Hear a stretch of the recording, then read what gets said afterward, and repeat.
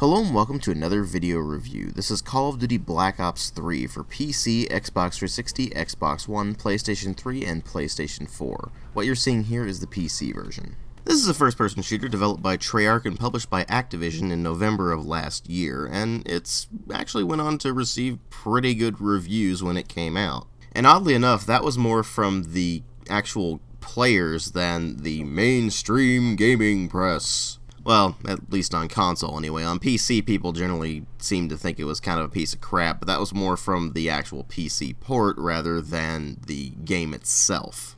As we've pretty much come to expect from Treyarch at this point, the PC version was pretty much a mess on launch. It didn't run very well, it had lots of RAM leak problems and things like that, as well as server issues, most of which they seem to have ironed out pretty considerably. So with Infinite Warfare on the horizon, how does this one shape up? Is it worth picking up and trying out? Let's find out. Well, as far as presentation goes, it's pretty much just if you took the visuals from Advanced Warfare and bumped them up a little bit. There's not really much in here that you wouldn't have seen in Advanced Warfare if you played that. The modeling's generally pretty solid, the animations mostly are pretty smooth, except for a few here and there, mostly in cutscenes, oddly enough. The lip syncing is the one thing that's always kind of off, and I'm not sure whether that's just a result of the actual cutscenes being rendered at 30 frames per second, as opposed to the rest of the game, which has an uncapped frame rate on PC. Meaning it's not just 60 FPS, but on my machine it actually ends up going over 100 FPS most of the time. Or if it's just a result of the animations themselves just not rendering properly.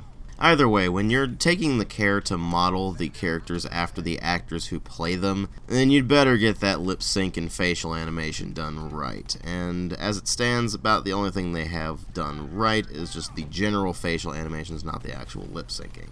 That said, the game mostly looks pretty good, actually. They've got some very nice effects in there. There's a lot of great particle effects in particular. The texture quality for a Call of Duty game is actually pretty high res. I mean, there are some things here and there that are considerably lower res, but it's pretty much to be expected, so take what you can get, I guess. But overall, the game actually does end up looking rather nice. It's just that it's a futuristic aesthetic, and some people are getting kind of tired of that.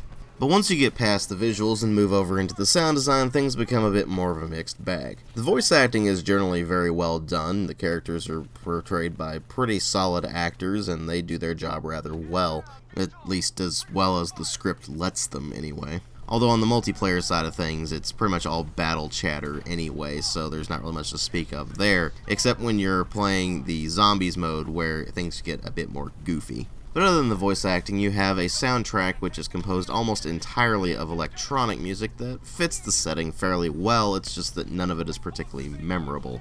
But then there's the sound effects, which I would describe as competent but nothing more. The only weapons that actually sound legitimately powerful are a couple of the sniper rifles. The rest of them sound competent, but there's nothing really standing out about them. Granted, that's a problem that has plagued the entire Call of Duty series, but that's beside the point. They should have ironed that out by now at the very least.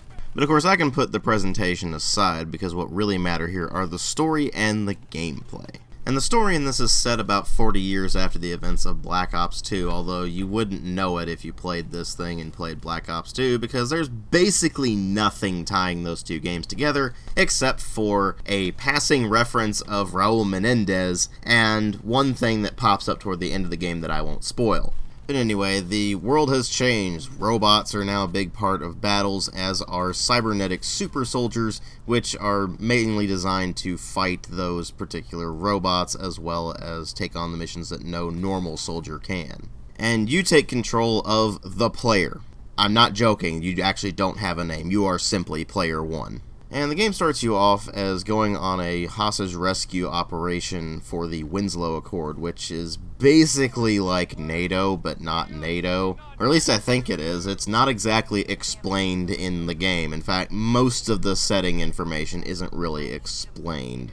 But anyway, your mission is successful, but at a high price. You end up getting attacked by a robot, which proceeds to completely dislocate one of your legs, rip off both of your arms, and then start beating you savagely, in a sequence that lasts way longer than it needs to, which highlights something that legitimately bothered me over the course of playing this game. Treyarch seems to have a violence and brutality fetish.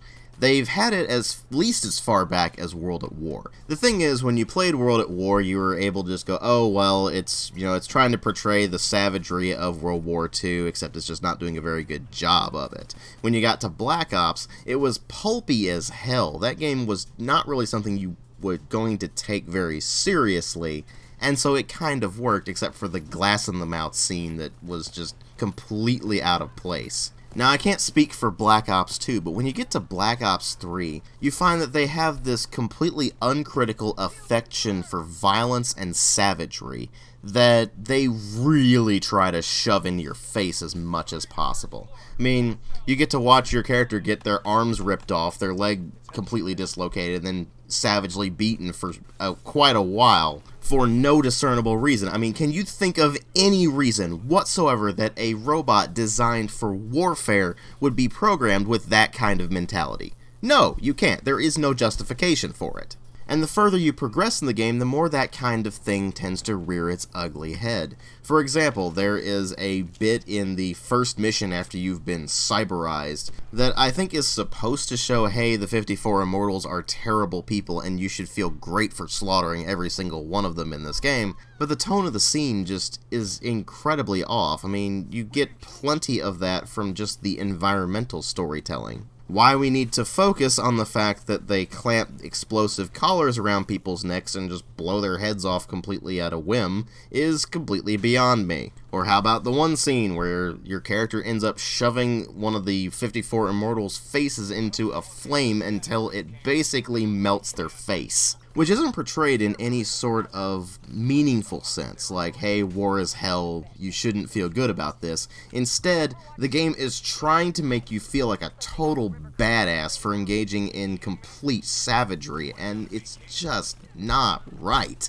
Something like that works in, say, Mortal Kombat because you're not supposed to take Mortal Kombat seriously. It's over the top. Treyarch, on the other hand, seems to think that the brutality and violence is in itself something to be awesome, and thus they try to shove it in your face as much as possible, all while trying to maintain a facade of the story actually being something that's supposed to be compelling and interesting and possibly even profound. And what you end up with during the single-player campaign, at least, is this really weird feeling where you're trying to experience the storyline, you're trying to actually get into the gameplay, but there's just these moments scattered throughout the game where it's trying to persuade you that the brutality that you're running into is somehow awesome, as if the brutality is somehow supposed to make you feel like a badass. But here's the thing, most gamers aren't sadists. We generally don't take pleasure in that sort of thing in and of itself, and Treyarch seems to think we do.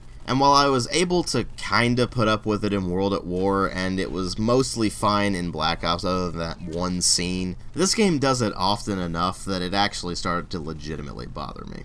But then again, it being so bothersome was also a result of the writing in this game being incredibly terrible.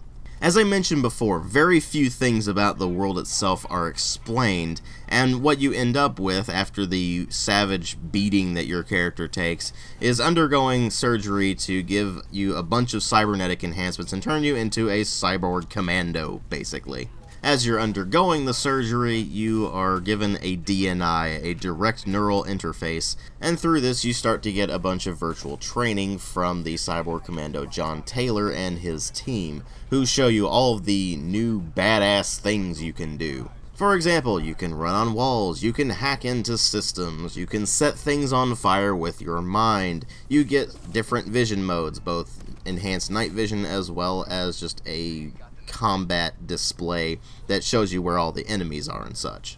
And of course, as you continue to progress, you do get these various unlock points that are called fabrication kits that you can use to unlock even more cybernetic abilities. And once you get past the training sequence, you get a time skip to 5 years later, where you and Hendrix, which is the guy you were with on the mission to infiltrate the base and rescue the hostages, are going under the command of a CIA agent who gives you the orders to investigate a black site in Singapore that has gone quiet. Along the way, you encounter the 54 Immortals, the criminal organization that has basically taken over Singapore following a massive disaster that killed something like 300,000 people. There are superstorms in the area for some reason, and thus you constantly have to attach a spike to the ground to make sure you don't get blown away by the winds or the waves. And basically you just have to blast your way through the 54 Immortals to get to the black site and discover that it has gone dark because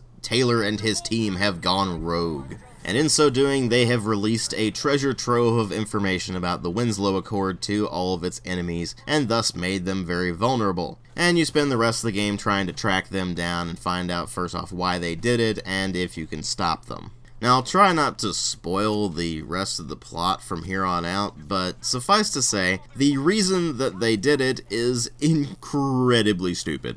You tend to see plot twists coming from a mile away, and there's certain segments where you're in the DNI and it's giving you all kinds of weird visions and having you go through someone's thoughts and things like that. And they just kind of throw everything they possibly can into the game as a result. I mean, hell, at one particular point, you interface with someone's DNI, and because they're having hallucinations and such, somehow you end up fighting through Bastogne, which honestly feels more like a middle finger raised at everyone who was constantly bitching, "Hey, we want World at War II!" So at least I got a bit of a chuckle out of that vibe, but at the same time, that level itself just ends up going completely batshit because eventually you end up fighting Nazi zombies in the actual single-player campaign. I am not joking. Look at this.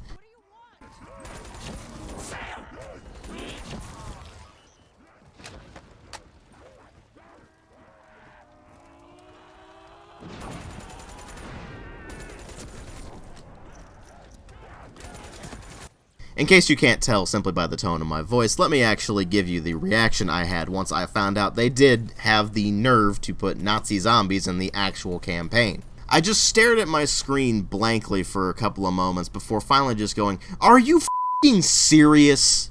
I had spent the entire game sitting there baffled by what they were actually trying to do in terms of the plot up until this point when I just realized, oh, they don't give a shit. It's like they had no ideas of where to take the series, so they just took random elements from all sorts of other things and threw them all into the game, hoping that it would somehow work and somehow make you feel like a badass. What it does instead is make the writing in this be the absolute worst in the entire Call of Duty series. The plot is a completely jumbled, nonsensical mess that doesn't have any sort of coherency until the very last portions of the game, in which case you don't even care anymore. It's a good thing then that the actual gameplay in the single-player campaign brings that up considerably, because the gameplay is smooth, it runs well, it plays well, and what you end up with is a surprising amount of variety. I mean, there's a segment where you're flying around in a VTOL strike craft. There's segments where you're on a turret, of course, but they're not anywhere near as bad as the previous Call of Duty game that I reviewed, which was Big Red 1, which seemed to have a fetish for the damn things. So the pacing's still as strong as ever, the gameplay itself is fast-paced and sometimes even pretty intense, and it actually ends up being a fairly fun campaign in terms of the pure gameplay. When you combine that with the writing, it sends mind-bogglingly mixed signals, because the writing is so incredibly terrible, but the gameplay itself is actually pretty solid. Which brings me to my main point about the single player. Don't play the single player. Play the multiplayer, which is where they obviously put the vast majority of their effort, because the multiplayer is actually pretty solid. Sure, it's modern Call of Duty standard fare. You have loadouts that you can customize, you have the score streaks system, you have various unlocks for your weapons that will level up over time, which is an annoying way to do it. I really don't like that they managed to throw that in there.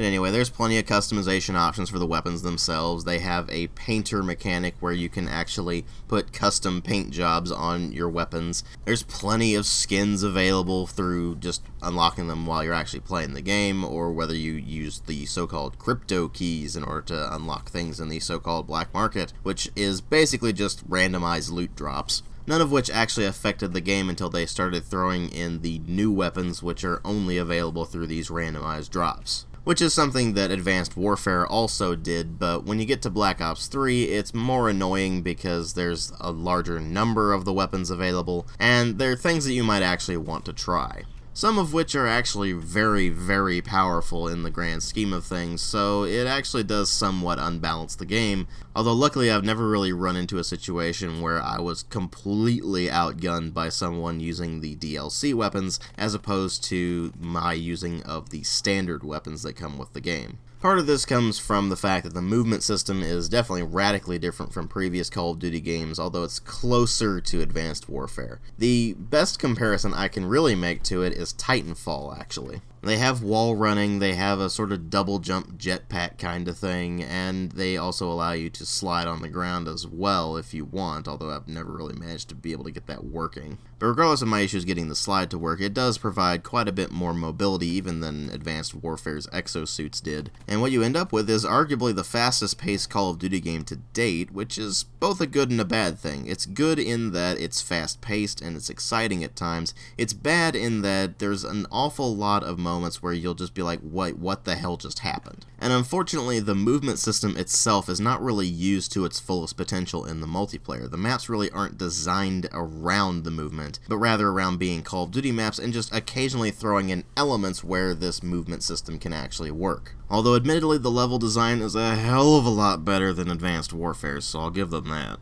But aside from simply the movement system being changed up from the previous Call of Duties, you find that the multiplayer itself has been changed up a fair bit as well, with the introduction of specialists. These are characters that you pick and play as in the multiplayer segment that you unlock over time, each of whom has 2 different abilities that you can select between. For example, the one I play most is Outrider, and she gets either the Sparrow, which is a bow that shoots explosive arrows, or she gets the Vision Pulse, which sends out a pulse that allows you to see through walls and see where enemies are. And that shows you the basic setup. You have a selection between either a specialist ability or a specialist weapon. So, for example, if you want to go with Battery, she either gets a particularly powerful grenade launcher, or she gets kinetic armor. And you can probably guess what most people tend to opt for. They tend to opt for the special weapons because they are ridiculously powerful. They are usually a one-shot kill, whatever they may well be, and usually they are pretty easy to use. Not in all cases. So for example, with the bow, you do need to actually lead your shots a bit, and you do have that wind-up time as you're drawing the bow, but it's still an incredibly powerful specialist weapon. Which begs the question of how they actually balance them out, because you're probably going, but DW, if they threw in these ridiculously powerful weapons, then obviously that breaks the multiplayer.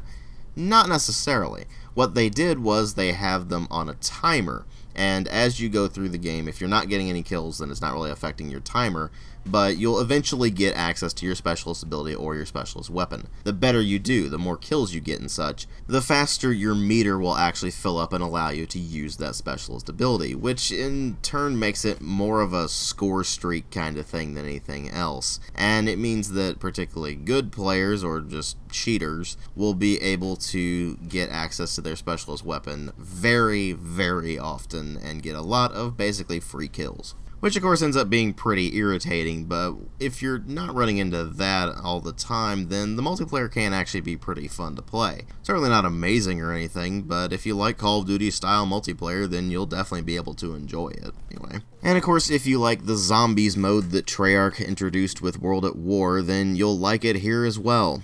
I don't give a crap about it. I mean, it's the same old Call of Duty Zombies mode with a more ridiculous plot line than ever and more ridiculous characters than ever. You fight against waves of zombies. You occasionally rebuild barriers to try to keep them out. You get more and more currency that you can use to get more and more weaponry and more things. You have various power-ups and abilities that you can get over time, and you just spend the entirety of it fighting waves and waves and waves of zombies, which are boring to fight and always have been. Which means that particular mode is going to be completely hit or miss for you. Either you're going to really enjoy it, or you're going to really hate it. There's not much in between. And if the zombies mode itself is not quite enough for you, they actually have an alternate campaign known as Nightmares mode, where you can play the campaign, only instead of actually playing the single player campaign and dealing with that mind-bogglingly terrible storyline, you're dealing with a similar storyline in which you're actually dealing with zombies instead of the data leak. Needless to say, I didn't really bother with that. But it is there if zombies are your kind of thing, although at this point I'm baffled as to why anyone actually has any interest in zombies whatsoever. But apart from that, it and the single-player campaign can actually be played in co-op as well, so you can get your buddies together and you can fart around in the single-player campaign, or you can fart around in the zombies variant of the single-player campaign. And of course the zombies mode itself can be played in either single-player or co-op as well. So regardless of how you feel about the game, at least as far as a value proposition goes, it has quite a lot of content. You're going to find a roughly 6 or so hour campaign with multiplayer that will last you quite a long time after that, as well as a zombies mode that is good if that's your kind of thing, and co-op options for both the campaign and the alternate campaign that if you are a fan of co-op, you can definitely get something out of. But if anything, the game's biggest issue, other than the simple fact that the plot is downright atrocious, is the simple matter of franchise fatigue. When you have a game that comes out in a series every single year, eventually people just get tired of it, no matter what they do. At this point, it doesn't even really matter so much if Treyarch or Infinity Ward or Sledgehammer release a game that's as good as, say, Call of Duty 4 was, or even the original Call of Duty. It doesn't really matter so much anymore because this series has been yearly for so long at this point. And I run into this all the time, where people are just like, why the hell do you bother with Call of Duty games at this point? They're all the same, they're all terrible. No, they're not terrible, you're just tired of them. Hell, I was tired with them for a while. That's why I didn't buy any of them after Modern Warfare 3 until much later on. This is something that Ubisoft has learned the hard way with Assassin's Creed. They kept releasing a new one year after year after year, and people just got so incredibly sick of them. But instead of doing the sensible thing and trying to combat franchise fatigue by just laying off of Call of Duty for a while, focusing on other projects,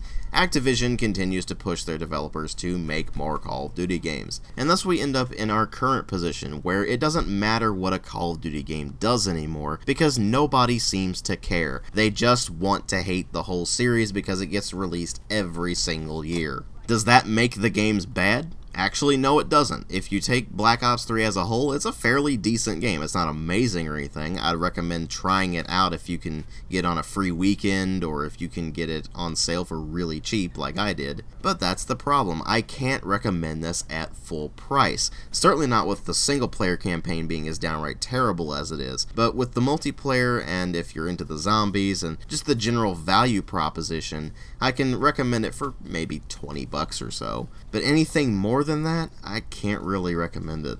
I give it a 3 out of 5 with that stipulation. If you're going to pick it up when it's about $20 or less. Thanks for watching.